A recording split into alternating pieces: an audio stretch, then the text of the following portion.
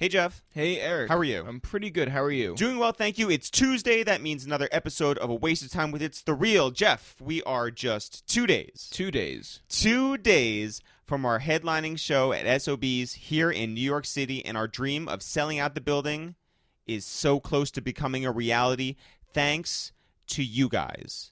You've watched our sketches, you've passed along our interviews, you've downloaded our podcasts, you've cranked up the volume when listening to our music, and now you've bought tickets to see us rap, tell stories, and put on a huge show in our voice. We're on the cusp of something very special, and we're asking you, if you have not bought your tickets yet, don't get left out. Buy them now at ItsTheReal.com. Don't show up on Thursday night hoping that Dan is going to sneak you in. Listen, Dan's got no time for that. He'll be in the green room practicing his Dame Dash dance.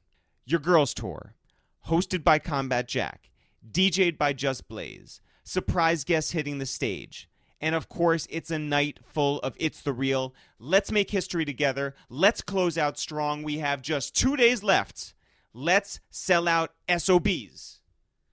Jeff, what did we do this week? Anything special? We were on The Breakfast Club. Shout out to Charlemagne and Envy and Angela, everybody at The Breakfast Club, Power 105. We had a great time up there. We did, and the interview is actually doing surprisingly well. The commenters have gone from really hating us because we are white and Jewish to accepting us. Well, you have to understand, too. I mean, a lot of these people just saw the still, which was us with Kodak Black ski masks, yeah. Ski masks. Because he wore a ski mask on Breakfast Club, and so we did too. And so people just judged us based off of that. And so the negative votes went up like crazy. Yeah, but then also when you watch the interview... My favorite thing, though, was you looking in the comments and seeing the people who judged us badly at first, flipping and then saying stuff like...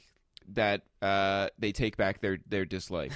So that's great. That's nice. And we're going to be on Ebro in the morning on Hot 97. Today coming or out tomorrow. Today. Yeah. Shout out to everyone on Hot 97, Peter, Ebro, Laura, everyone up there. We're really looking forward to Thursday. We've been promoting it like crazy. We've been rehearsing and getting ready. Are you ready? I am ready. I'm ready too. But first, I'm excited about today's podcast. Who do we have? We have Alex Tumay on the podcast today. He is the engineer who has worked with everybody from Young Thug to Travis Scott to Kanye West, just a bunch of people. A lot of stories. He has a very famous dog on the internet, Gordy. Shouts to Gordy. Well, even beyond that, we talked about studio stuff. We talked about traveling with the rodeo tour, so Travis Scott and Sycamore and Chase B and all them.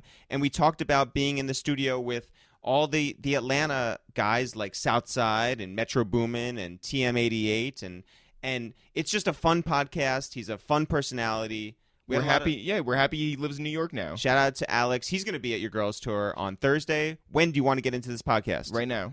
Yo, what up? It's Eric, a.k.a. Titanic, Traffic Report, a.k.a. Iceberg Slim. Yo, what up? It's Jeff, a.k.a. Rock Your Body, a.k.a. Medieval Torture. Oh, and this is Alex, DJ. Sorry you wasted your money to be here. Yeah, and this is a waste of time, but it's the real. Alex, what's happening? Just, chilling, man. Taking a break from working. No, well, thank you for coming up here during a work day. Yeah, I mean, work. I did air quotes. I feel like every moment is a work day for you. Yeah, I'm on call 24/7. Like, the other night, somebody was in town, I forget who it was, but they called me at like 4 a.m., something like that. And you picked up. Yeah. You forgot who it was? With the phone next to, it happens like every day. Yeah, but like they say, like to get a good night's sleep, you were supposed to like turn like it on to like the night version of it, and to turn the audio off and the vibrate off, and put the phone on the other side of the room. This is not you. I don't know what a good night's sleep is. Yeah, I have a dog that snores 24/7 anyway, so like. And you were just telling us that he fucks your couch. Yeah, he fucks my couch apparently when I'm gone. I think I need to get like one of those baby cams so I could like make sure. Or he's like eating it. I don't know. Or he's doing something. Or you bring him with you because we know that when you worked with Divine Counsel, you brought him to the studio. I know. The only reason I didn't bring him here is because he's like snorts and doesn't sit still. But I bring him to every session. He's like the only time he didn't come with me anywhere was when I went to LA last week. But he comes. Like, and then what do you do? My brother watches my place. So. Does he still fuck your couch? I mean, I hope not. I hope it's not like a group thing with the two of them. How long have you had your dog? Since August. And maybe? it's funny because he's such a big part of your Twitter Now he is, persona. Yeah. I mean, he's like, I work out of my apartment, so he's there all the time, and I'm around no other humans for like days at a time. Like I followed That's you on my- Snapchat, and it's literally all your dog. Yeah. Yeah. It's 100% my dog, actually. He's so good for content, so good Yeah. for followers. Yeah. So you recently moved to New York City. Yep. How's it been so far? Different. I mean, What'd you expect? I expected more studio work. Mhm. I got a lot more work coming up here, but it's more like labels hitting me up more because they saw that I was around, so that I could pull up on them when I'm done with a mix or whatever. But the studios, it's a little different because in Atlanta, it's all studio work. The Right. studios are calling me like, we need a person for this, we need a person for that. But they already established. They have like even if the people in their sessions aren't great, they have their people. So it's kind of hard to like just enter into that world. I mean, do you still have all of your old, I don't want to say clients, but like your old, everybody you were working with in Atlanta, do they still send up their stuff Yeah, to I you? mean, Metro, the 21 are all traveling and working a lot. So unless I'm traveling with them, I can't record. Mhm. But they all send me, like Thug just sent me a record, and Metro sent me a few. Have you worked on like those recording buses? I hate that. Well, yeah. I was on rodeo tour, and the label didn't plan for me to be on the bus. So Surprise. There wasn't enough bunks. I slept on the floor or the couch, or you know how on the buses they have like the dining room table. Mhm. Yeah. I slept on with like the top of my body on one half and the bottom on the other half for a couple of days, Do your parents worry about you? all the time. My parents don't know what I do. Still. Yeah, I mean, I explained it to them, and I showed my dad. 'Cause my dad's like a musician, so I showed him, but he just He doesn't understand the whole sleeping on a jagged sort of. no. He doesn't surface. follow you on Snapchat. Wait, so when you're He follows me on Twitter. He has a Twitter, and he calls me worried sometimes because of the tweets, but I tell him it's like mostly jokes. so when you were sleeping like on the bus Mhm. and you're sleeping on the floor of the bus, Hmm. did anybody have to cross over you? Yeah, all the time. Because it's a bus. Well, I was always the first awake and last asleep anyway, because it was me and Travis. So he had a room which was also the studio. Mm-hmm. So I was there until we were done working, and by the time we were done working, everybody had chosen a bunk or passed out or. What was it? Something like there are buses that are equipped to record, and they have like a booth that is built in there. Yeah, Is it that had- not what that was? No, it had that. Okay. It had that. But even then, the bus has to be turned off and the generator has to be turned on, or else the whole bus is vibrating. We tried to record, and like the meters are almost in the yellow just from the noise of the bus. And it was a good setup too, other than the fact that you're in a bus. And so, what are you bringing on tour? Like besides yourself? For rodeo, I had actually I think it was when I was living in the rodeo house. We went straight to the rodeo tour, so I had all the just my laptop and like a bag of clothes, a tiny bag. I wore the same thing. Like I said, they didn't plan for me, so I didn't get a hotel when we stopped. I just had to crash on couches in hotels and stuff like that. But there's like 4 or 5 days in a row where I was just wearing like the same jerseys that I bought at every stop. Like Did you try to convince people it was like a look? we all were smelling pretty bad. Wait, So. so none of those guys, Sycamore, Chase, Travis, they couldn't give you any of like the Sick- rodeo merch? Oh no, Sick hooked it up. Sick always like let me like because he was always busy and out, so he would give me his room whenever he could. Oh, that's and stuff awesome. Like that, yeah. Sick's great. All right, you are originally from Florida. I was born here. Oh, you were. I was born in Queens, yeah, and And then raised in Florida When did you move down to Florida? when I was 9. Okay, As so a joke? Yeah, it was a prank by my parents. Actually, that's not a joke. It was really like they lied to me about moving to Florida. What they tell you was happening? They said we were going to Disney World. And- Oh my God, Wait, this wait, is well, like at when you, least like- did you go there? No, What? we drove right past it. I remember. Here's what I distinctly remember about leaving New York is we lived in a courtyard in Queens, so all the kids in that courtyard were magically my age or around my age, and they're all watching us drive away. And my best friend that I knew since like the day I was born is like bawling his eyes out, and I'm smiling because I think I'm going to be back. I just might have been the most oblivious child ever because we lived in a really small 1-bedroom with me and my brother and my 2 parents, and they built a bedroom for me out of like a 4x8 room, like a Harry Potter style. You were under the stairs. Yeah, basically. And when we were leaving, they knocked that wall down that they built because there was a couple or something that didn't want that extra room. And you didn't see the writing on the and wall. I didn't see the writing on the Well, wall. it's because the wall was knocked down. Yeah, So, yeah, it's gone. I had no idea. So that really happened. Wait, but the neighbor kid knew, and you didn't. I mean, they all knew, but I was just like, I don't know, I was just like really excited to go to Disney World. Probably like just nothing else was registering. So we had our friend DJ Jubilee from Mixpack on recently, and she grew up in Miami, Fort Lauderdale, and then went to school in Orlando for college, right? And she said when she graduated high school, there was this whole thing where graduating seniors were taken like on buses to Disney World, and so you did this. Yep. They shut down the park and it's yours at night. Simple plan played. Simple plan. It was pretty wow, insane. this is so 2003. Yeah, it was insane. It was great. Her big thing was she took acid and experienced whatever ride it was where the alien escapes and they like Yep. yeah and it like breathes on your like thigh and stuff. What and did you ride the monorail? Did you? I don't think the monorail was open at that time because it's only Magic Kingdom that they let you go in. Gotcha. So They don't not like whatever the animal park is like. No, I've never even been to that one. Your parents didn't drive by it? We one time when we went to Disney, they just drove us in a circle and we looked the entranceway to all the parks. And then You we know just what went that's home. like? Your parents basically took you on the monorail. Yeah, exactly. But the monorail's expensive, so we just drove around. Like I was hanging out with the football players, I guess, in my school at the time, and we just like were rolling dice on the bus all the time, and then walked around and like picked on some kids. Did you? Dope. Yeah. So talk about a life lesson. Yeah. What was high school like in Florida? Well, so the neighborhood that my parents moved to was like white, affluent, whatever, but I didn't have any friends over there, so I went to after middle school, like moved to like a completely different neighborhood, How far away? like 25 minutes away, but it was like a international baccalaureate school. Oh wow!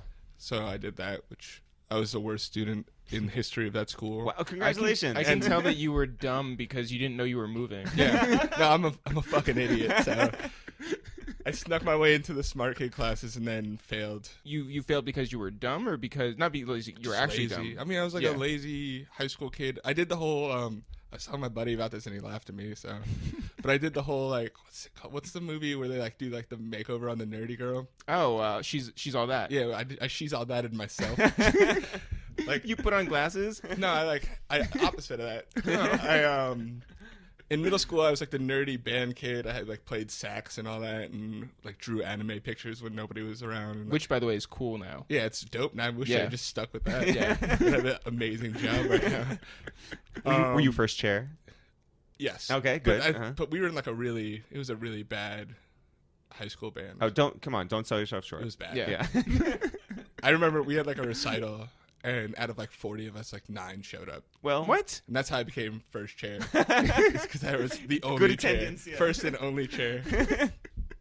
But I was just kind of like tired of getting picked on, so I like threw all that stuff away, changed all my clothes, bought a surfboard and a guitar. And you then became Jack Johnson. I know. And then I became. That's a whole other story. Sandals. Sandals. I mean, it's Florida. Yeah, sure. Yeah. Nobody wore shoes. I think there was a time when my school like had to like put like their foot down and be like, you have to wear shoes. Stop wearing sandals to school. Did you actually surf? Yeah. I mean, my school is right by the beach, Mhm. so yeah, Were the waves like? garbage. Oh, really? But I mean, Florida has its spots like Sebastian and New Smyrna and stuff like that. And ultimately, how were you as a surfer? Terrible. Did you ever have any like really bad falls? Yep. And did you break anything? I broke like a bunch of bones in my foot skimboarding. Oh. But Should I have worn didn't- real shoes. Yeah. Yeah. And because you know what skimboarding? Where you like take the board, like it's like a flat board. By the way, no, I don't know what skateboarding is. Well, skimboarding is like you go in like shallow water, like Oh, an yeah. inch or two deep, and you throw the board and you run and jump on it, and then you go into the like shore break. Yeah. So I was doing that, and I bought like a $20 piece of crap wood board. It's like moving slip and slide. Yeah. And I missed it, and it was like I think it was in Daytona. So the sand on the beach is really compact. You can drive on it. Whoa. So I missed the board, and the board crushed my foot into the sand. Oh. And my mom, it was like a surf trip with my family, so my mom was like, don't do that. Don't skimboard ever. And you were like, it's too late. And I was like, Dad, look, I'm skimboarding. And I turned around because he wasn't looking. You know how dads don't look when I tell him to look. And I missed the board, and the board crushed my foot. And then my mom said I had to continue surfing, or I had to go home. We were like a family surf trip. So like, It's like you have to surf on your broken foot or you're going home. So for a week and a half, I surfed like on like my foot was like enormous. she was doing like the cigarette thing. Like, Yeah, it's just like yeah, you know, she gives you like a Smoke the card. yeah, Yeah, the whole pack. yeah. You want to surf?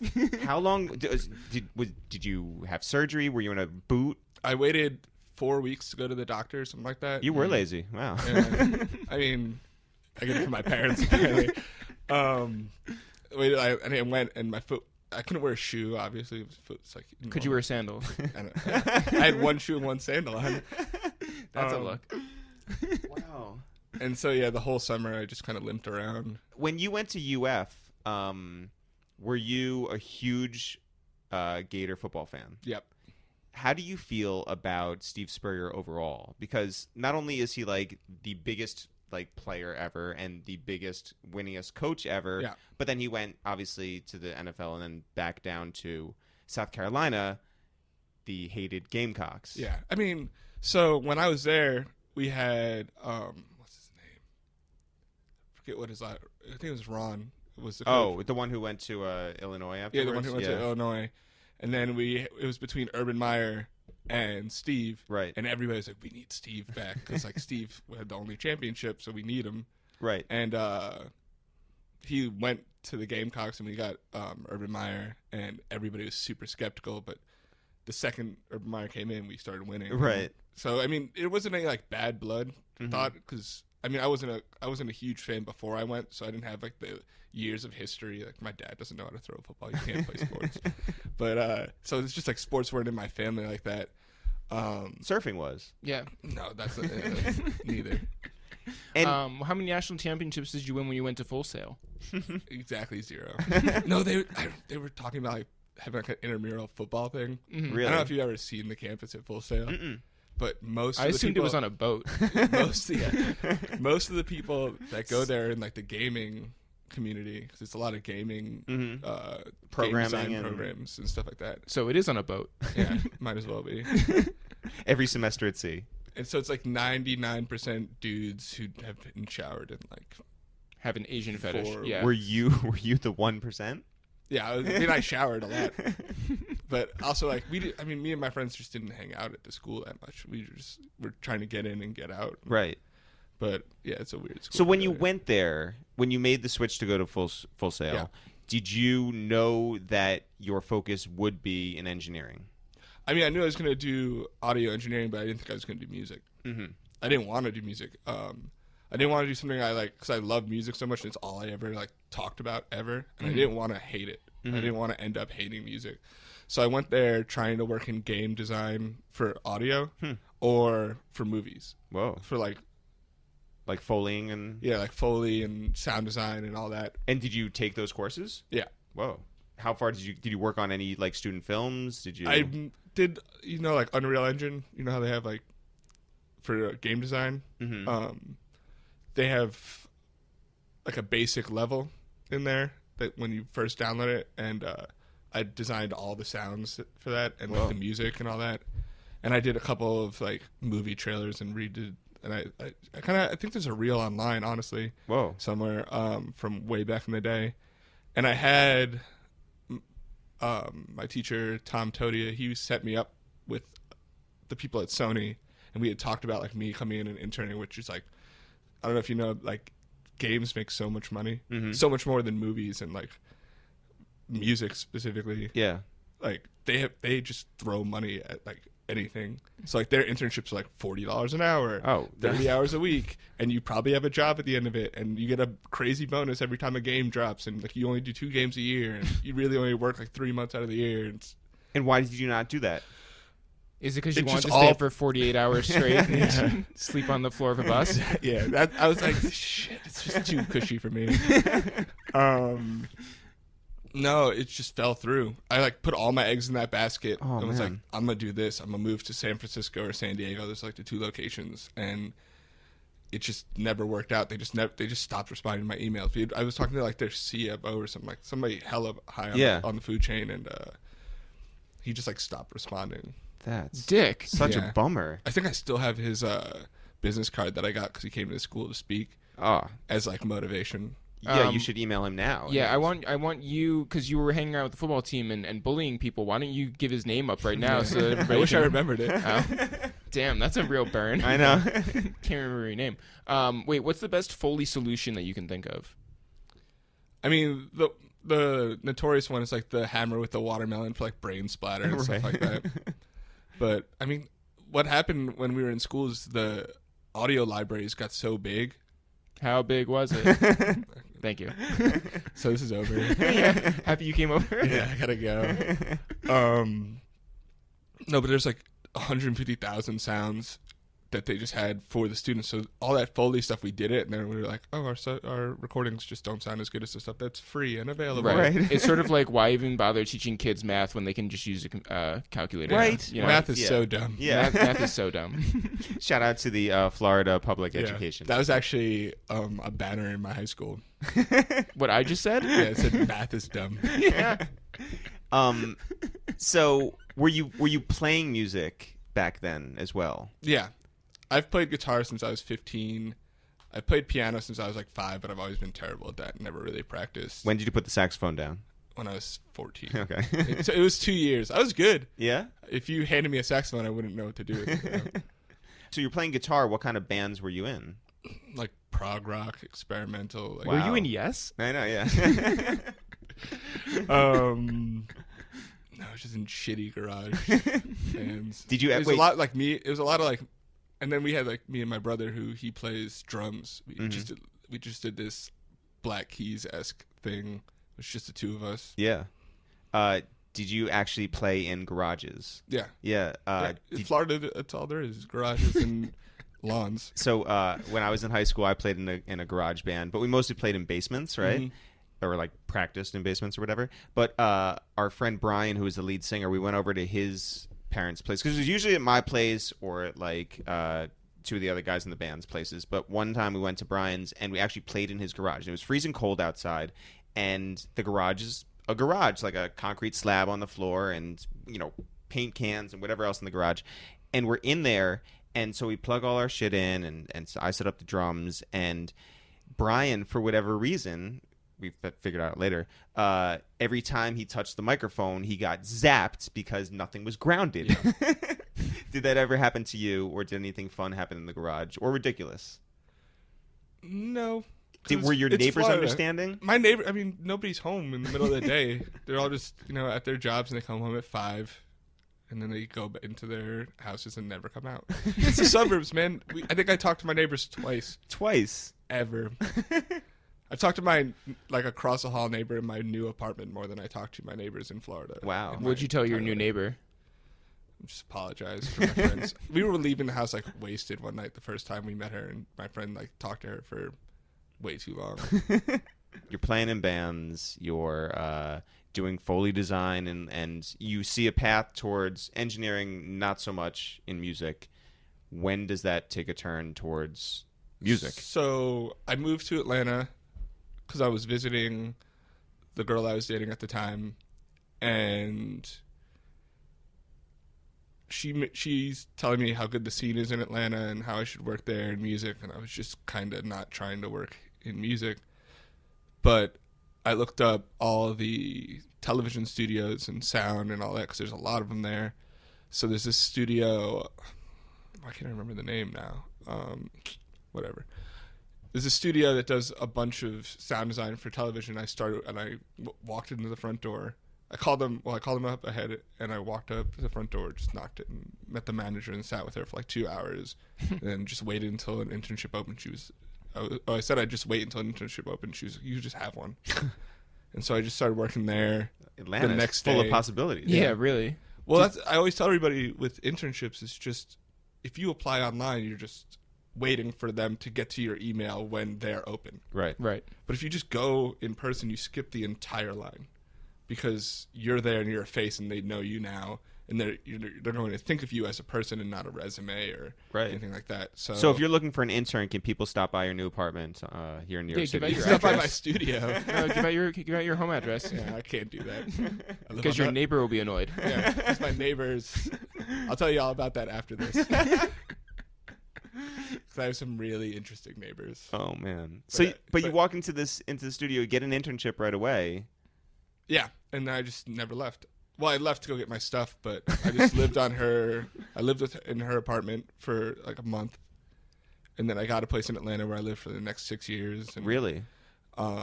That studio ended up shutting down, I think 6 months after I got in there, and I kind of saw it coming. The clients were not there as much. I think they did Archer there. Oh, that's cool.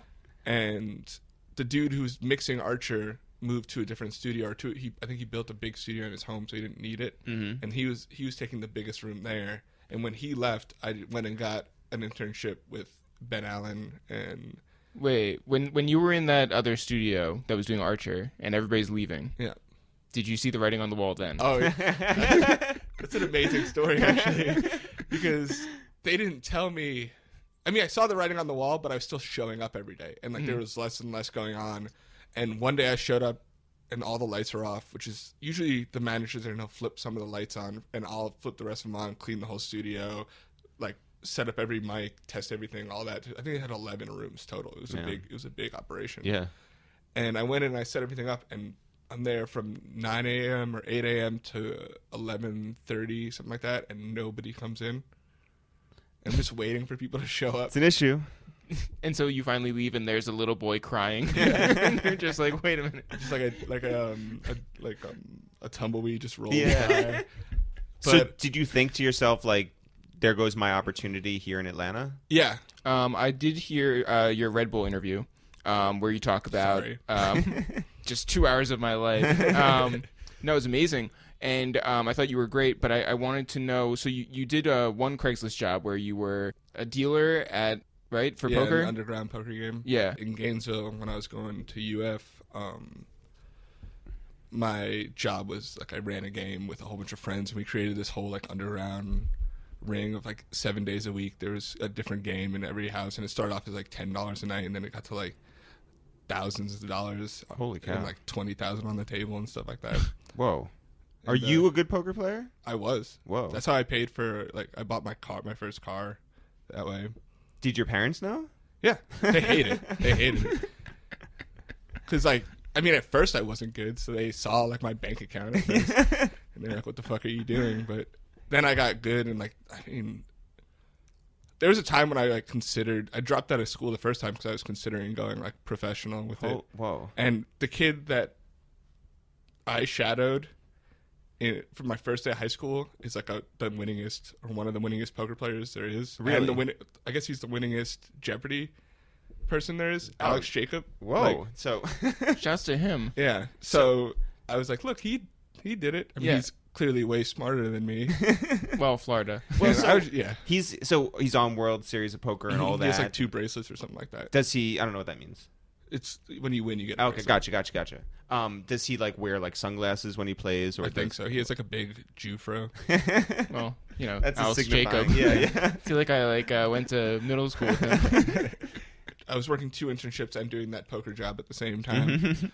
So I had income and I was doing all right, but that was what I wanted to do. And they literally, right before that, because there was an empty room, just told me I could practice and was going to be the next assistant. And I was starting to get, like, options for, like, oh, TNT LA needs this cartoon, like, they need all the sound effects replaced. Just go in and replace those real quick. And so I thought that it was going to work out. I had, like, the 3rd biggest room, and I was an assistant, you know what I mean? Yeah. And then, so that day, I see, like, one single solitary office light on, and I go in, and I talk to the manager, and I'm like, so where's this going, like, about this assistant job and this and that? Like, I really want to be the assistant here full time. And he's like, let me stop you. We're shutting down. Actually, we've already shut down.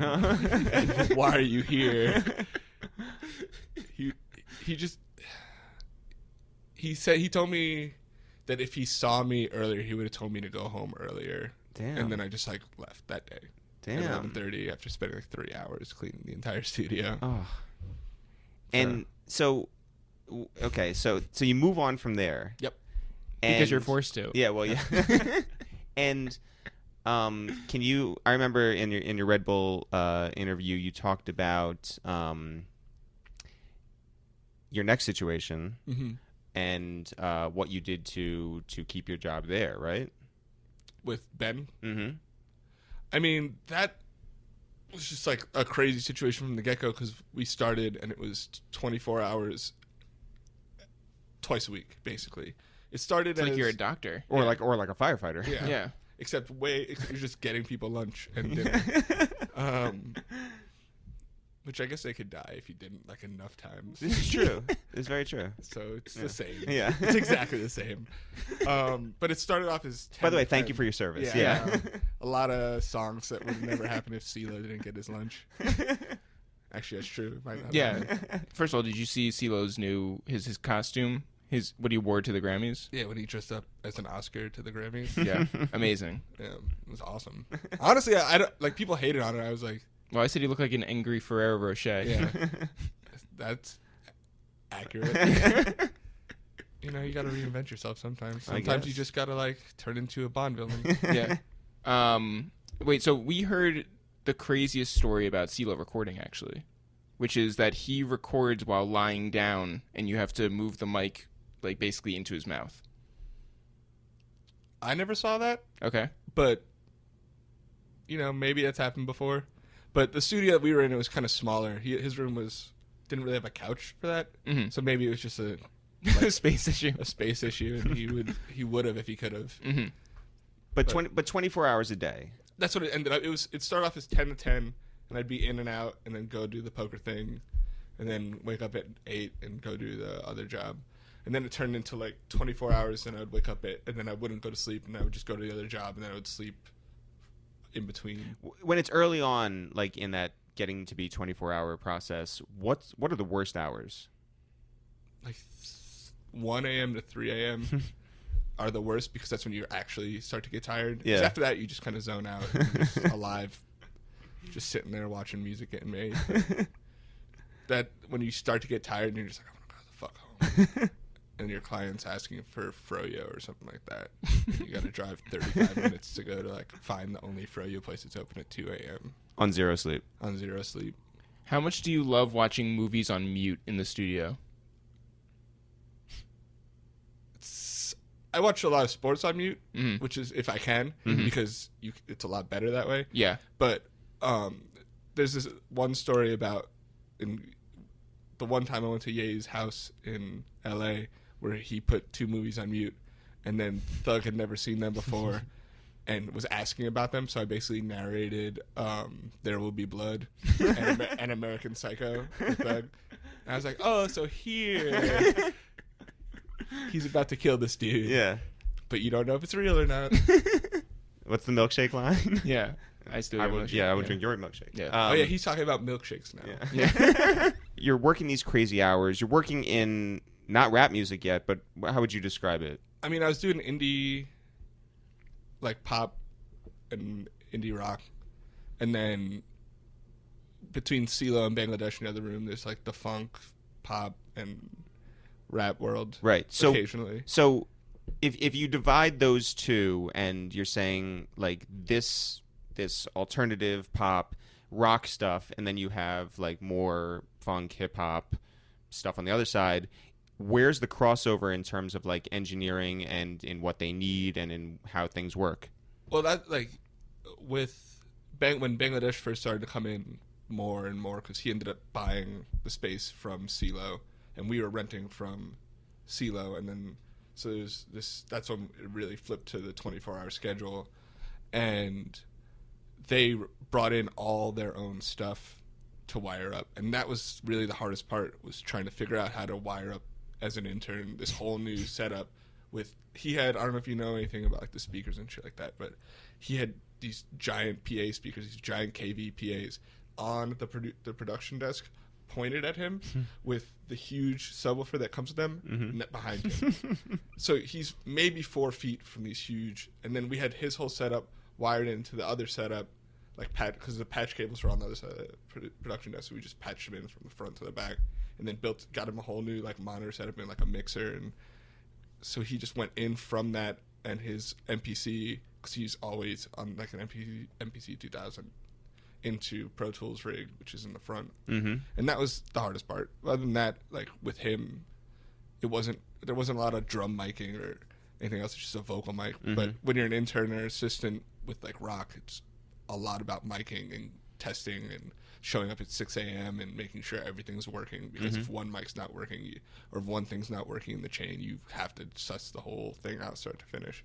Well, how about like when it comes to like rappers' preferred microphones, like warmer tones or like harder things? Like, what do you bring your own, or is it like, are people particular? I'll only work in the spaces that have like a certain amount of options now, because a lot of places I go to will have one really good mic, but it's a situational kind of thing. Like, instead of having a U87, which kind of works across the board, it might not be the best mic, but it'll get the job done almost all the time. It's like a workhorse mic. They might have a C800, which only works on like some people. And like, I used to hate it on Thug's Voice.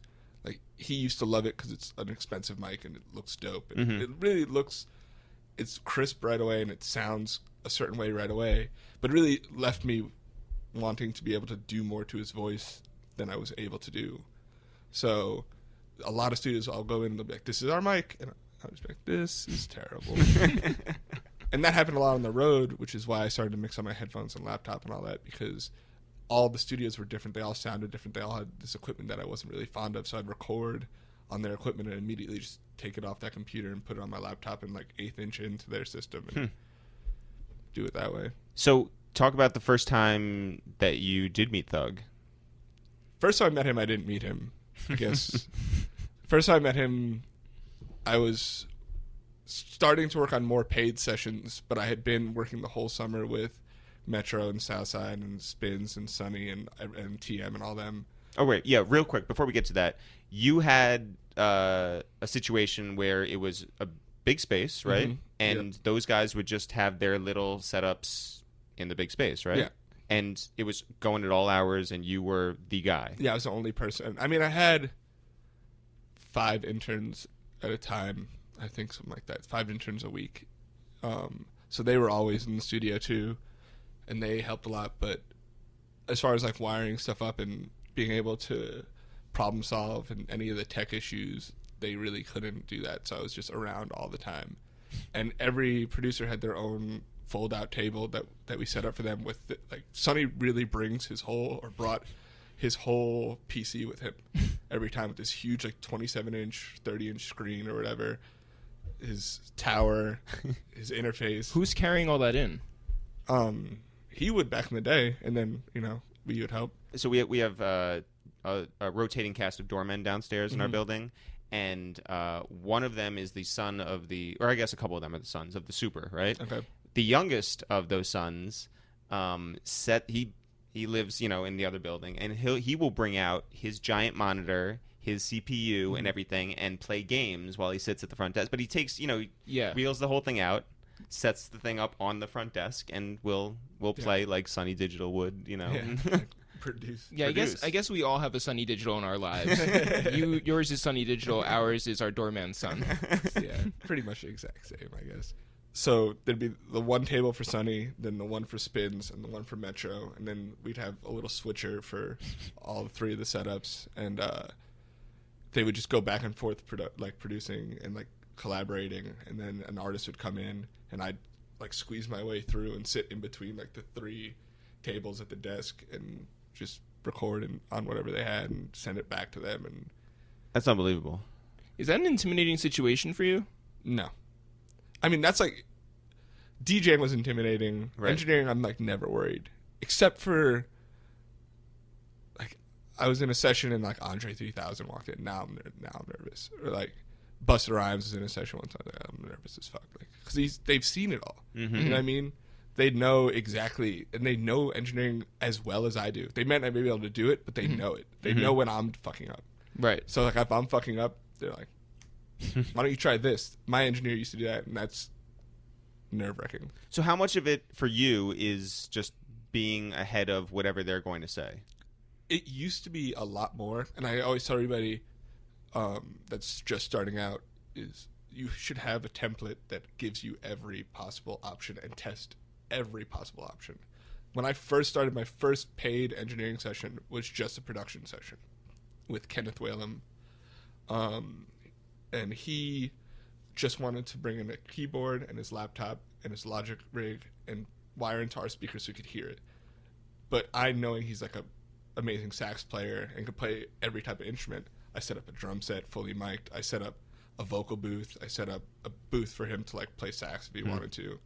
Just like played music to each of them, made sure that they were kind of in the ballpark and set it up. And the first thing he did when he saw all that was like, let's start recording on here. And That's awesome. That was like the moment where I kind of realized as long as nobody cares if you're good when they meet you. They don't think you're good. They don't want you to prove that to them. They want you to show up and get everything done and there to be no hiccups from point A to point B. Now for me, people come in and they're like, oh, let's see if you can mix this for us real quick. Or we want to record these vocals because that's what they know that's what I do. So they're always coming for that. They're not going to come to me and be like, let's record some violin. Right. I mean, they might, but they really don't more often than not. But I could. Yeah. So the first time Thug walks in. Oh, the first time he walks in, he's in the B room, which is the second biggest room in the studio. I guess it's pretty obvious. In the studio, and I'm in A, finally getting some paid sessions with, I think, T.I. or it might have just been the Hustle Gang the whole time when we were doing Get Dough or Die too. So I think they had the A, the C, and the D room booked, and they were working in all three, and I was assisting in A and working in B. And Metro just comes in, and he's like, he's kicked out all of your assistants, and he's kicked out the engineer I brought. Can you please record him? Like, let your assistant record in this room. This dude's easy. He's just punching full verses at a time, but no one can keep up. And I'm like, I'm finally getting paid. Get out of the room. I'm finally getting. I need money. And so I'm like, obviously, I'm going to do it. So we switched. I went into the other room, and he was already in the booth. He records with the lights off. The blinds were closed. And the beat starts playing, and he just goes off. And I kept up, obviously, because I wouldn't be here if I didn't. You'd be dead. Yeah. Right. I would have just, they actually sacrifice engineers. It's part of the ritual. That's right. That's why the music's so good. That's why he's the GOAT. Yeah. But that song is some more. And he walks out before I see him, because I recorded headphones on, and I'm mixing, and I have like the music blasting, and I'm just like kind of in the zone or whatever. And I turn around, and Metro and Sonny come back because they went to American Deli to go pick up some food. Not even to order. They like ordered it, or they had the intern order it. They went and picked it up because they wanted to get out of the studio for a minute, and they came back, it's 4 blocks away, 10 minutes tops. He's finished with the song, and like, yo, where the fuck did he go? I'm like, oh, he finished the song and he left. And like, we just walked out. He just walked out, and I played the song, and then The legend of Young Thug begins. Yeah, I think I saw him the third time we worked together. I actually thought he was someone else. I had heard his music, but I didn't really go on YouTube and have the time to go look everybody up. Sure. But I had heard his music. I listened to it on the radio. I listened to Two Cup stuff and stuff like that. So what do you think it was about your studio situation then that led so many upcoming and legitimate artists to be there? The studio manager, Chris, and the owners were trying to start a label, and they had an artist, and Chris had a relationship with Metro and Sonny, and he had known them ahead of time, and he told them that bring these producers in, let them use the space, get beats from them for your artists, let's create this space for this all to work out. And when they came in, they did that, but they also were constantly working because they were kids. They were 18. I think Metro, when I met him, was 8. He had to be, I guess he was 19 because we did 19 in Boomin. So, and he was the youngest one. He was like a baby. You know what I mean? And I always tell him, every time I just saw him the other weekend, I was like, you're like an adult now. It's fucking crazy. Because I'll see him once every 3 months, and she's like, he's more and more like, and you can see obviously in the way he's built his career and all that, but like he's just like acting more like an adult every time. He was crazy. Was Young Thug the most difficult person? Was he even difficult to work with? He's just quick, like, and you can't. It's kind of like a fine-tuned like automobile, in that everything works really great until you fuck it up, and then it's over. Because if you fuck up his flow and you're too slow or whatever, he's like stream of consciousness. You have to be like, he did a line, all right, fly it down, hit record again before he can think to be like, let's fucking go. Right. Because the second he's like, let's fucking go, he's not thinking as much. So it's like you're off a take, and then you have to go back and like get him back in the zone. I just never really interrupted that process. Have you ever worried about you yourself getting fired by him? Mm-mm. Can you talk about the Rich Gang stuff? Yeah. How did that develop, and did you know it was going to be what it was at the end? Like what we hear today, did you know it was going to end up like that? So it started off, I think 3 months before it actually started, Bird came in for the first time, and he was just checking out the studio, and Thug told him about the studio. I think it was like March 2014, something like that. So he came in, but it was more of a party atmosphere. I think we did like 2 songs. We did that Migos Thug freestyle song that's like all 4 of them on the track, but that came out without being mixed. Like that's like what happened that day. It's like there's like a crazy amount of delays and shit in there. It's just way too much. And that's just what I was doing at the time to help people feel comfortable when they were recording, especially like dudes who were like rely on feeling the beat more. The 8th delay will like keep them on beat and like keep them more in the zone, especially because they'll hear their voice and they'll hear it again and they'll come in after. You know what I mean? It just helps with their flow, especially for people who like work based off flow a lot more than anything else, rather than put it in afterwards. Yeah. So that was that song, and I think we did Hookah as well that day. And then like Justin Bieber came in and Jermaine Dupri and like 85 million other people, and it turned into a party. And I just thought that was it. I thought it was just like, this is that one-time thing, and it just went back to normal for 3 months. Thug would come in every so often. Every other Tip booked the studio a lot of other people, but it just kind of went back to equilibrium after that. And then I want to say like June or May, Bird comes back in for one day. He was like, I remember not liking this studio that much. I was like, you were in the bad room, so we went to the B room, which is like the room that me and Thug liked a lot. And I was like, let's work in this room. I know it's smaller, but the vibe is better. We're gonna get more work done.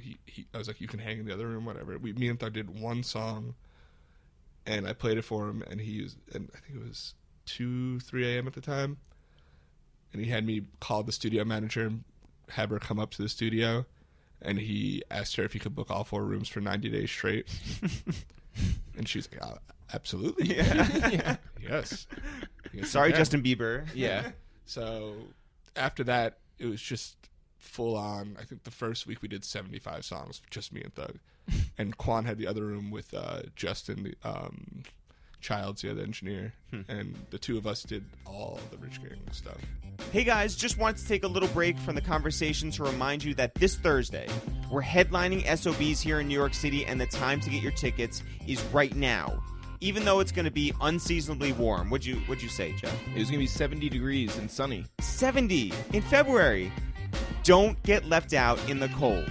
We're on the verge of a sellout, and we want you in the building with us. So let's all celebrate together at your girls' tour, SOBs, here in New York City in just 2 days. Get your tickets right now at ItsTheReal.com before they sell out.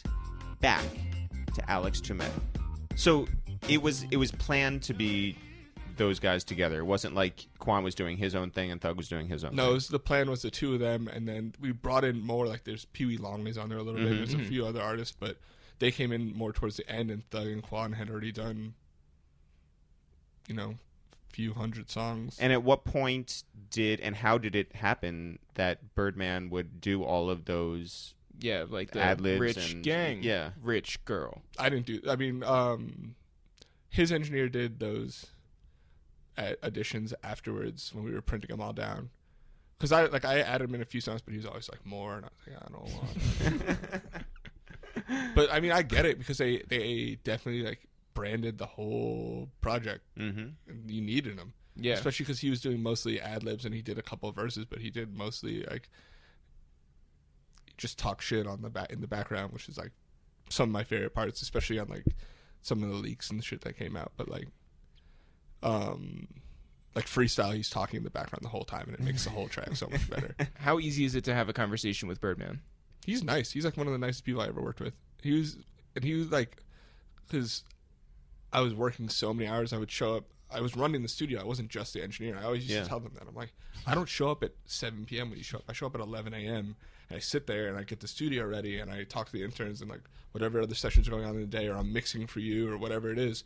And then they had the studio booked from 4 p.m. to 4 a.m. or whatever, and it would normally end up being like 7 to 7 instead. But after we would leave at 7, I would go home for 3 hours and then just come back right after.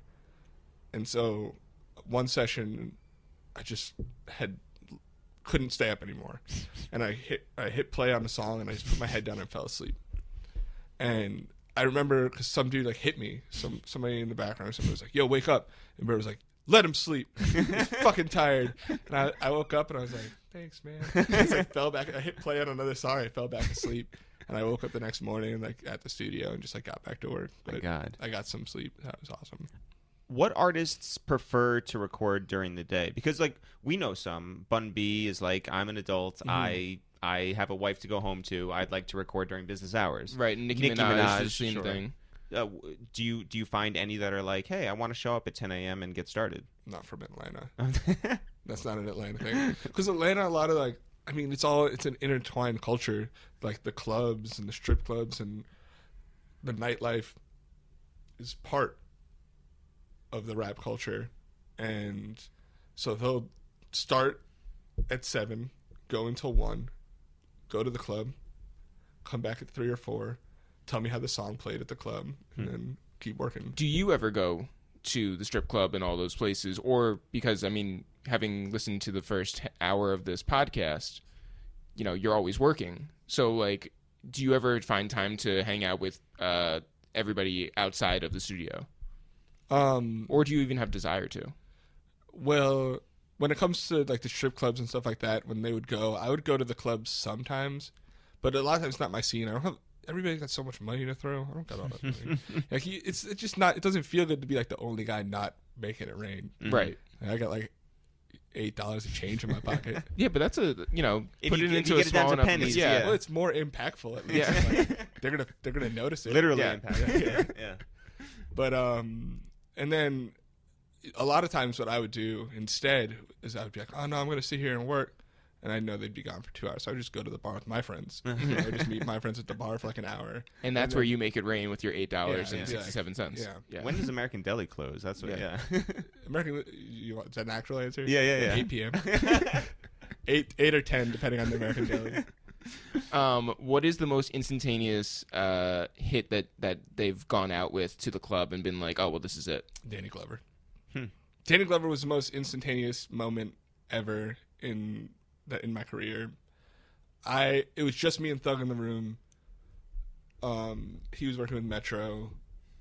He couldn't find a beat he liked. We had already done 5 or 6 Metro songs that day, and Southside was in the C room cooking up a beat, and I walked out and I heard like the beginnings of it, the synth line, and I was like, yo, please finish that. Like, finish it now.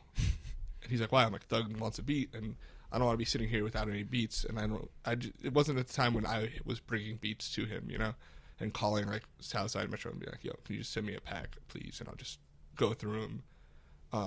So I was just like, please give me this beat. I was like, he'll love it. I know it. So I just grabbed it, went in and played it. Thug said, pull it up. Went in the booth. 5 minutes later, came out, and the song was done. And then I went out and got everybody. I was like, please come listen to this. I got everybody. Yeah. I got my interns. I got my assistants. I got the managers. I got all the producers that were there, all their friends. I was like, Jig, everybody. I was like, please come in this room and listen to this right now. There's video of it. There's video of that moment. I forget. It's like a World Star video. It's like Thug strapped up in his own hood. It's old. But like part of it, he comes in, he's like playing pool, and then I play Danny Glover, and the room's full of people, and everybody's just like kind of like, just like, this is fucking insane. How terrible is it normally to deal with an entourage and everybody who just wants to hang out during a session? I like everybody. We Really? always joke like I'm quiet at first, but I still talk to all his like family and shit every so often. Like, but it doesn't bother you in terms of like trying, relaying something to you to get done, or I just put my headphones on. no? But like drinks on the Console. I'm just like that. That's me. I had a client recently that would just move my drink away from the console because they were like, "Why would you? Why would you?" I'm like, "It's not gonna fall over." I've seen way worse. They used to put their drinks on the sideways part, on like the angled part of the console, and it would just like the lean would spill over into the CO1B, and I'd just be looking. I'd be like, "No." Was there ever a session that either that didn't go right for any number of reasons, but ended up where it was just like, oh, that was so good, but we lost the whole thing? I always had backups. Like in the middle of a session, I would back up to another drive. I would just be like, guys, you got to wait. Sorry.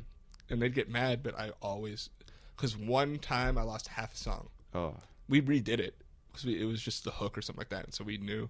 But what song was that? Do you know? No, I can't remember.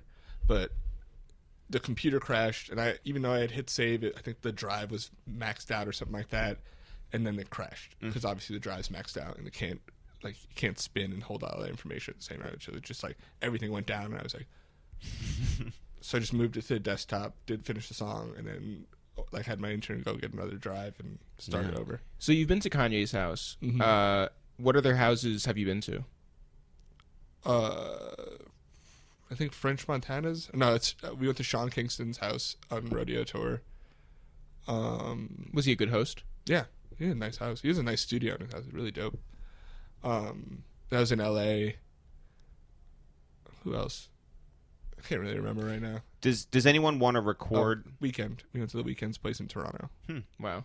So do people want to record in like seemingly odd rooms, like just because they're like, I like the sound in here? I don't think anybody thinks about the sound of a room, but you definitely think about how far they have to walk. Like, I know Travis likes to record in the room with you so that he could tell you what he likes about it while he's in there, and there's a lot more of a connection so that he doesn't have to relay stuff just verbally. Does he mind any bleeding, or? He does, but I mean, the everything's muted. Okay. But I mean, Kanye works in the room. Doug works in the room sometimes, but he really likes people not to hear him until it's done.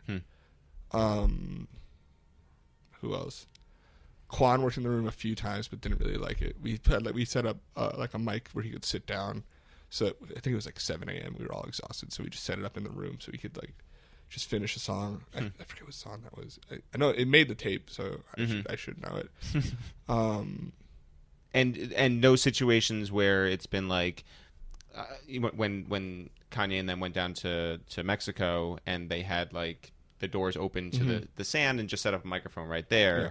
No situations like that, or I mean, I've had him, and I've had him a lot in the mix. Like on Savage Mode, you could hear a kid in the background on one of the songs, and I had the opportunity. It was in the ad-libs, so I could have taken it out, but it was kind of like an homage to the was it the fire alarm that goes off in one of his old songs. That people just like thought was hilarious. So I just left it. I mean, the song has such a vibe to it that it kind of fits. It sounds like an effect, but it's definitely not. It's definitely kids talking in the background. How do you choose an intern? I have like a notebook with 90 questions in it, and there's like a few sprinkled in there that are like, if you don't answer this right, I'm not hiring you. And I don't really hire producers or people that want to be artists because I tried that. I tried to give people chances, and I've had some of the craziest situations from trusting a person that has an ulterior motive. Like, to be an intern at a studio, you should want to be an engineer. Right. That should be it. That should be your beginning end goal. I want to be an intern so I can hand out my mixtape. Yeah, and I will break it in front of you, and I'll break it in front of the intern and in front of the artist, just to let the artist know that we do not co-sign that. Yeah. But you want to know what? Then the rapper will never forget you. Yeah, and then, I'm surprised no diss songs have been made about me because I have fired a lot of interns. My phone it says intern, like all my interns, I label them as intern first so I could find them. So I could put them in their place. Yeah, that's right. Well, it's just otherwise how am I gonna? There's so many. I think I have 100 10 numbers or something. Is there like intern 109? No, I mean their names are in there after intern. No, it's not like. But in Hello, there, 5. in brackets I would put quit, fired, etc. because I didn't want to delete their number and then them call me and be like, "Gotcha, motherfucker." Yeah. Do you pick up phone calls from numbers you don't know? Oh, if they call twice, then you know it's important. Then I know it's important and it's somebody I know, because if it's not, they usually don't call back, or they'll text to be like, "Hey, this is this person." Yeah. But a lot of times it used to be, especially when I was living in Atlanta, it used to be rappers that I might not have wanted to pick up the phone for at the time. Yeah. Like I was waiting for like a paycheck or something like that, so I'm trying to hold on to the music and not answer the phone. And they'd call and I'd be like, "Hey, what's up?" And they're like, "We're coming to the studio." And it's like, how you can't really say no that many times. So I'd really hate for you to get 2 phone calls in a row and it's just like, "You want a free cruise?" Yeah. That's happened. You don't pick up phone calls. I don't. I figure if they leave a message, it's important. That's it. I pick up. Yeah. I talk to anybody, and then even if it's a missed call and like it's a wrong number, I call them back, and they're like, "Oh, I'm sorry, it's a wrong number." I'm like, "You called me." We are talking right now. Yeah. How is your day going? You tell me about it. What's the most That's how I unexpected? met Eric. What's the right? Our mom was just like, here's his phone number. What is the most unexpected phone call you've gotten? Tip called me once to ask me to mix a song, and it was late as fuck, and I was not used to somebody like him calling me, and I was out. I was like out. It was like 2:30. The bars are closing out. Like I had been through a long night already of drinking, and I was like, "Yeah, totally, man." Like just like wasted talking to Tip on the phone. Did he call you shorty?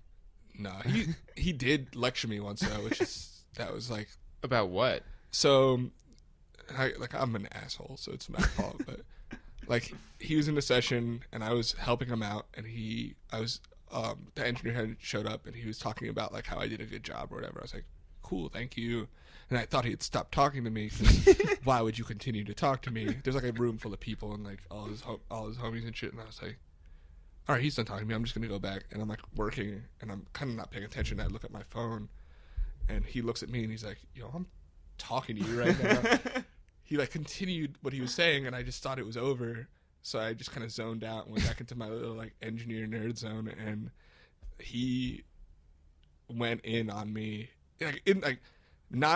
he wasn't like yelling, right? But he just like, because he's a preacher, bro. Yeah. I really think that one day he's gonna end up in politics or something like that, because he can really like captivate a room. I've seen it. He used to like have all his events and stuff for all the like mixtape releases or album releases at all the listening parties at the studio, and at every single one he would do like a speech, and every single time everybody was silent and just like staring in awe.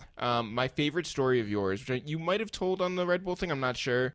You mixed a song in an Uber. Yeah, I finished mixing the entirety of Jeffrey in an Uber. That's amazing. Was it a long ride? It's like a 45-minute thing. Yeah, it wasn't like he was just like sitting at the curb while you were finishing. I mean, I would have loved that, Yeah. but I didn't have time anyway. I had been working all night in my hotel room because Jeffrey was due, and I was just sitting. It was the same because they said they were releasing the song with Wyclef at like 4 a.m., but they sent it to me at 4 a.m. So I was like, "This isn't gonna happen, guys." So I was like mixing it on my bed, and like people on Twitter like screaming at me, because I posted a picture like mixing the song that y'all are waiting for. Yeah. Gotcha, guys. Oh, it's your fault. And some guy was like, "Fuck you! It's gonna sound terrible. You're on your bed. Fuck you, you piece of shit." What does he know about audio I design? I was like, first of all, this is how I do everything. Yeah. Second of all, like, fuck you. Yeah. I just and it's funny because before every Thug release, all of his fans turn on me until it comes out. They're all like, "Fuck you! Like, this is all your fault. It's gonna sound terrible. I bet it's garbage." And then like it comes out, and they're like, "Thank you." That's what I did like last with Jeffrey. I was like, "I'll cut my pinky off," and I really would have done it if like people really hated it. I would have done it. What do you mean you would have done it? I didn't. I mean, I knew people wouldn't hate it, but like if I thought you meant I was people like, wouldn't hate like if you cut your finger off. no, if they, I was like, this is a really good project. Yeah. They're not gonna hate this, so I said that. But if they did, I mean, You if I was that wrong. I mean, to be honest, what do you even need your pinky for, right? Yeah, Right. I was just gonna do it on the right hand. I'm left-handed, so Oh, so perfect. So when you have a deadline in the middle of the night like that, or in the morning, or you're working with like a very short deadline, this is something we've heard before. Like, go to mixing and you have this crazy deadline to work with. What about the mastering guy? Like, they come after you, right? Yeah, mastering dudes. Do they have the same pressure? They have the pressure, but like the guy I use is very scheduled. Like, he's like, if you want him to like go out of his, he's got a family and kids. And Yeah. But you have to schedule ahead of time, which is why my deadline's so crazy. Gotcha. But once it's there, it's over. Yeah. You know what I mean? Once it goes to mastering, it's over. And honestly, with Jeffrey, was the only time that once it went to mastering, it wasn't over because they got the masters back and Doug listened to him, and there was too much time. There was just too much time between the release and when I got it done that he had all these notes. And that's why it was the last minute, because the night before I got 4 pages like, guess what? You got to change a whole bunch of shit. Wow. So and then send it back to the mastering guy after that. And send it back. And I sent it to Thug at like 10 a.m. or something like that, and mastering at noon. And then they had it. This is the day Jeffrey came out. This is the 25th. Wow. Mastering had it done by 4 p.m. or something like that. And then we had to send it to iTunes, who they fucked up the release. And that's why there's like 4 different versions of one song on there. Mm-hmm. But I was done. So it's not my fault. At what point did you figure out that you were in demand more than you even anticipated? See, or do you feel like you are in demand? I mean, I feel like I am, and I'm getting a lot more work now, but I kind of thought it would be more, I guess, in a weird way. Like, I'm fighting, but the problem is I'm fighting up against dudes who are way more established, who have done way more records, who are way more familiar with the people on the labels. I don't know anybody on labels, really. I know a lot of, I'm starting to meet a lot of A&Rs come here. Right. But in Atlanta, you don't really meet a lot of them.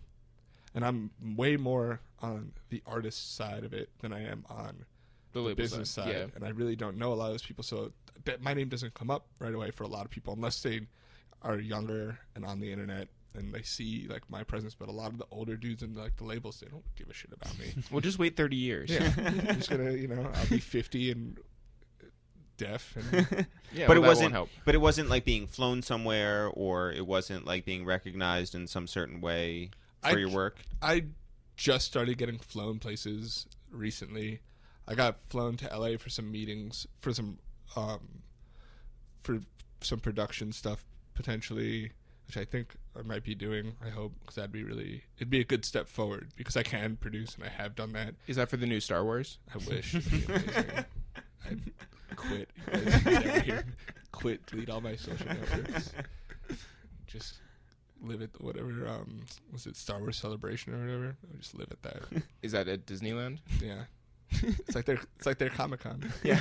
There was this whole time where like rock bands would reach out to like Timbaland, or would reach out to like the Neptunes, or like super producers because they wanted that sound but related through a rock song or album or whatever. Do you find that's the same? Because you are pretty synonymous with a certain type of Atlanta rap. Yeah. Do you find that beyond rap, rock bands or other types of genres reach out to you because they're like, we want that. We want you to push the limits on these vocals. Right. Has Fall Out Boy reached out and been like, I want to sound like 21 Savage? Right. No, honestly. Incredible. Yeah. I'd be like, yep. I will pay my own way. Let's do this. So, like, if they're out there listening, Yeah. just give me a call. Actually, the last trip I went on was with a whole label, and they wanted me to meet all their artists and stuff. And one of the artists they worked with was an electronic artist, and I did a song for her, and it came out really dope and different. And like, that is kind of where I've been wanting to go, is out, and not even just away from rap, but just different types of everything and different types of roles and more creative direction and more kind of away from just Alex is a mixer. Alex will mix this and make it sound good, because I can, but that's only like a small portion of what I was doing in Atlanta anyway, because I was finding a lot of these beats. I was finding a lot of these young producers. I was giving them a shot, because a lot of these rappers will not work with them because they haven't heard of them. Even if the beat's good, they want to work with their friends they came up with. Like, Thug would prefer at one point to only work on Metro, Southside, Sunny, TM. And if he didn't recognize the name, he'd be like, who, why? But I'd be like, listen, bro, this is going to be good.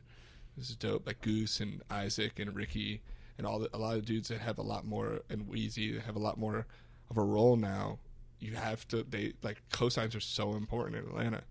And I would find their beats and be like, okay, give me this one, this one, this one, and this one. This reminds me of this, but it's different. Or this will be like this, and it'll take him in a new direction. Like all the Goose beats that are super pop oriented and they're like sample driven, like the 1984 is on there and stuff like that. All that, just he would have never heard if I didn't be like, if I was like, you have to get on this, you have to. Because at first I would play him, he'd be like, why?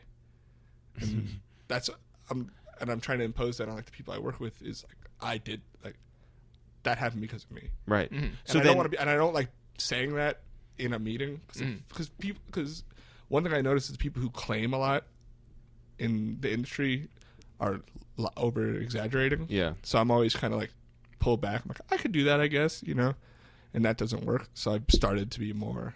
Well, so then is a next logical step for you to A&R someone's project?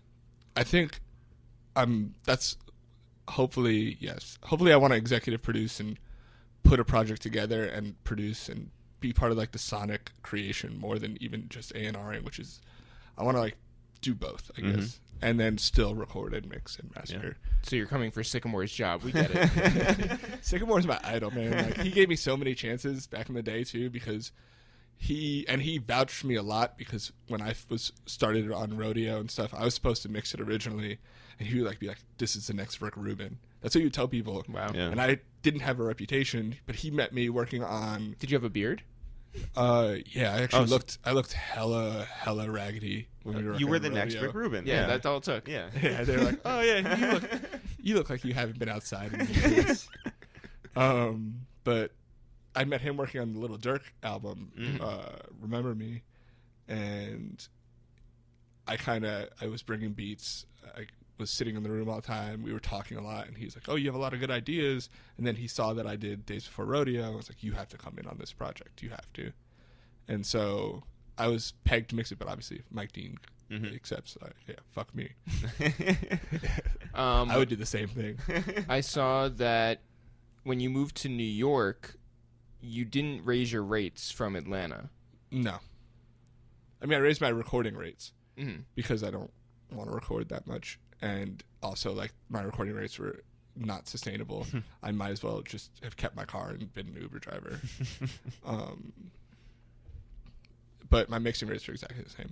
What was your thinking behind that? Well, for indies especially, like, I noticed back in the day, my rates have been almost exactly the same since, like, 2013 as far as mixing goes. And people complain a lot. Like, I out them a lot because this is a professional sound. It really is. I spent years to get to just this point, and I didn't want to raise my rates because I want to be accessible to people, and I know it's not cheap, but it's worth it. And a lot of people everybody I've worked with who's done a mix has been like, this is completely different than what I got, and my rates are sustainable. Like, I can sustain a living off of them.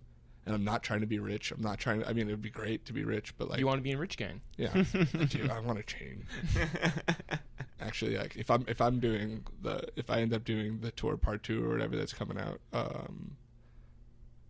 that's my price. It's a chain. Wait a minute.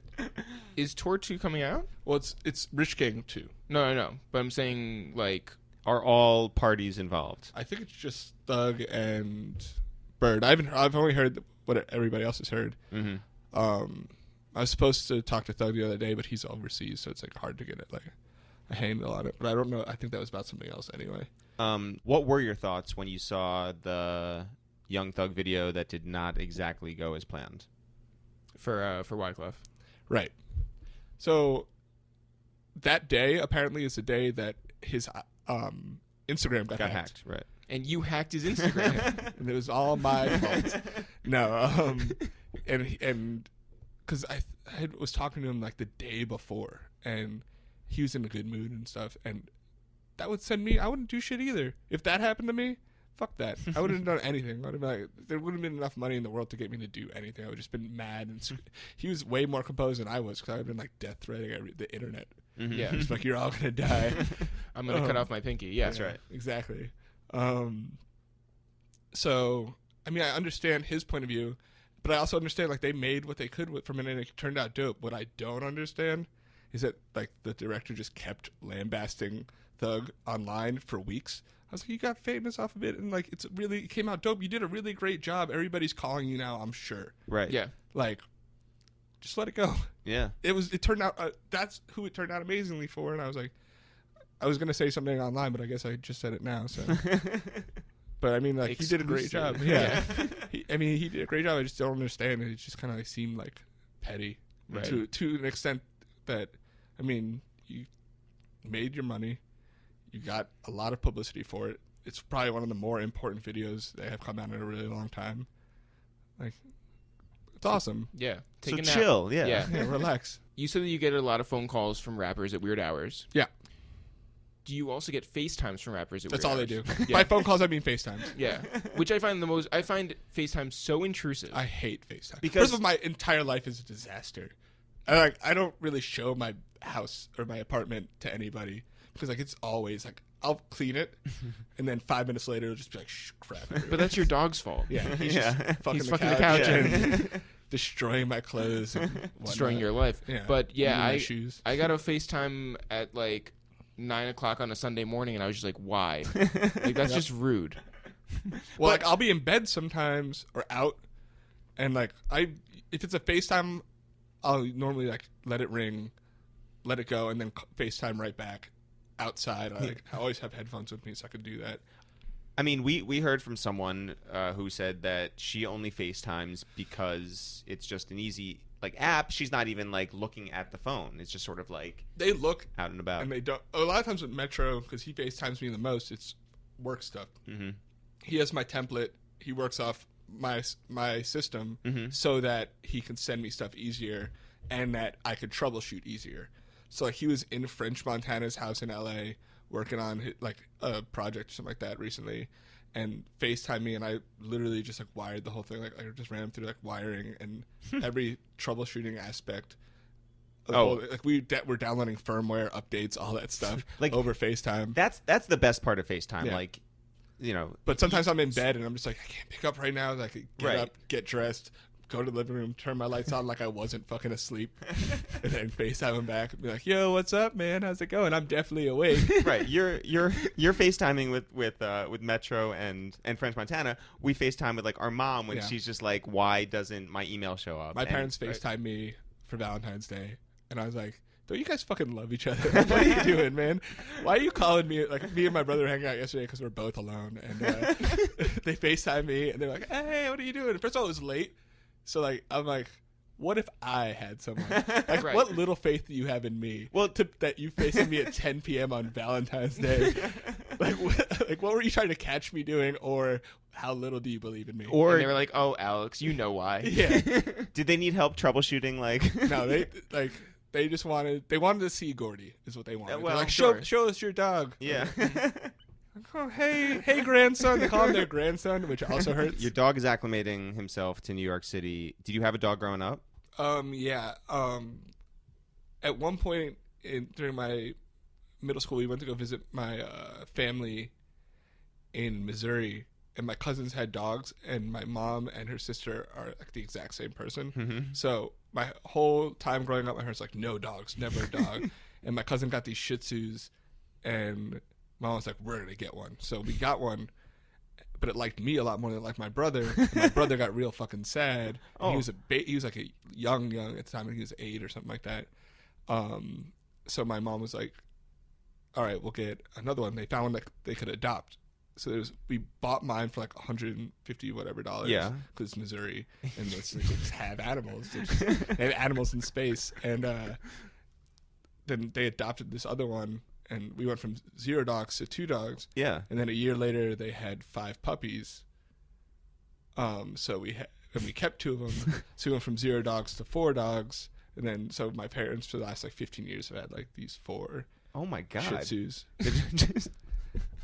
And so that happened. And then one just died, R.I.P. Oreo. Oh man. What were their names? Oreo? They're all named after candy except for one, which is Cookie. So it's Oreo. Taffy chip, like chocolate chip, and and then Rocky, which my mom says is like Rocky Road. I would say that too. But I named him after Rocky Balboa. Oh. So Not Candy. yeah, not Candy. He's not Candy. Was any of this reaction to getting a dog because you were torn away from your friends and everything you knew in New York and moved down to Florida? Yeah, you should get the kid who was crying a dog. I know. No, my parents told me when I was brother. 8, I was like, I want a jet ski. And my parents were like, oh, he's 8. He's going to forget. So they were like, all right, cool. We took you away from all your friends. We'll get you a jet ski. And then when I turned 13, which is when you can have one in Florida, I think, I was like, yo, where's my jet ski? My parents like, what the fuck are you talking about? Because 5 years had passed, and it was like an And they forgot. thing, and they forgot. I was like, yeah, so when I was 8, and you took me away from all my friends and moved me from New York to fucking Florida, you said that it would be dope if I could have a jet ski when I turned 13. And so, yeah, I need that. And my parents like, you're not getting a fucking jet ski ever. You should get a jet ski now and rub it in their faces. That's right, yeah. Live your best DJ Khaled life, you know? Yeah. Just fill up my living room with water and just go for it. Full sail. Yeah. Wait, have you been on a jet ski before? Yeah. Okay, Yeah, so I mean, it wasn't in like Florida- you were just in like watching Florida, it just yeah, go in your by. dreams. It's part of the driving test in Florida is riding a jet ski. Yeah. Can you parallel park it? Yeah.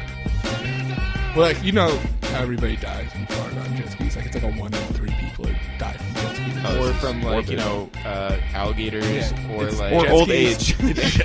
Old age. Jet or skis, bath salts. alligators, bath salts, and Florida's decaying. just death, yeah. Yeah, or like, you know, like holes opening up in the ground. You know, there's just lots of ways to die in That's Florida. right. Well, Soon flooding from like the Yeah. Oh, More rising rising tides. tides. This is- Yeah. yeah, well, it's got dark. yeah. Leave Thanks. a comment if you know more ways that people die in Florida. Glad you're living in New York now, Alex. Oh yeah, getting shot by toddlers. That's high up there in Florida. Or racists. Yeah. Thanks so much for coming through. Thanks for having me. Yeah, of course. Thanks everyone for listening to this new episode of A Waste of Time with It's The Real. Jeff, if people want to find out more about this podcast, if people want to find out more about us, if people want to find out where to get tickets for this Thursday's show, your girls tour at SOBs here in New York City, where can they go? You can go to ItsTheReal.com to get tickets to your girls' tour this Thursday night. We were also on SoundCloud.com/awasteoftime to listen to all of our podcasts that are available for streaming and download. You can go to iTunes, search for A Waste of Time with It's The Real. We are also on Twitter at It's The Real, Instagram at It's The Real, Facebook at It's The Real. We are on Snapchat at It's The Real and It's The Real Eric because It's The Real was taken. And I think that anywhere else, just search for It's The Real. What should they search for? It's The Real. Okay. Yeah. Listen, we like to shout out people and get them to shout out this podcast because that's the best way to spread the word. Jeff, who do you want to shout out? I have so many people to shout out, so give me like half an hour. Okay, ready? All right. So first, I want to shout out the 4 guys from the Sunday Forecast from the Bronx who were on their podcast. Shout out to them. Shout out to Nels, shout out to Rob, shout out to Steve, shout out to Not Felix, and shout out to them. You can go to check out their podcast at the Sunday Forecast. I also want to shout out a bunch of people who have been buying tickets to our show even though they will not be able to make it. So that includes everybody from Brian Kraft in Florida to Jimmy Brandley in North Carolina, Shale Thacker, our mom, Shay Serrano, Anthony Bonilla, Michael Sanchez. There's just a bunch of people. I'm not going to read everybody's names, but just a ton of people that we have to thank, and thank you for everybody who's going to be not even attending the show and still buying tickets. Also, shouts to everybody who will be buying tickets to our show and attending. That's the double whammy, the double dose of us. So thank you so much to everybody. Yeah, thanks to everyone for showing their support. It's really amazing to see what this could really turn into. And the really cool thing, too, is if we sell out New York City, we can take this on the road. We can go to Atlanta. We can go to North Carolina. We can go to LA. We can go to Chicago. We can go to Toronto and Montreal and all these places where people want us to go. Guam. We can go to Guam. Why not? We have a fan base in Guam. Let's go out there. Jeff, I would like to shout out someone in Italy, International Trey. He goes by Trey Treyo on Twitter. He's not going to be able to make it to our show because he lives in Italy. But also, it is his wedding anniversary. So, happy anniversary to International Trey and Mrs. Trey. Jeff, we are just 2 days away from our headlining show at SOB's. Do you have any special requests from people who are going to be attending the show? Yes, bring a ladle. A ladle. Why is that? Because if Lil B can get everybody to bring ladles, then we should be able to too. Is there anything you want anybody to bring? Yeah, 2 Chainz. Now for real. Jeff, we'll do this again next week. Yes, sir.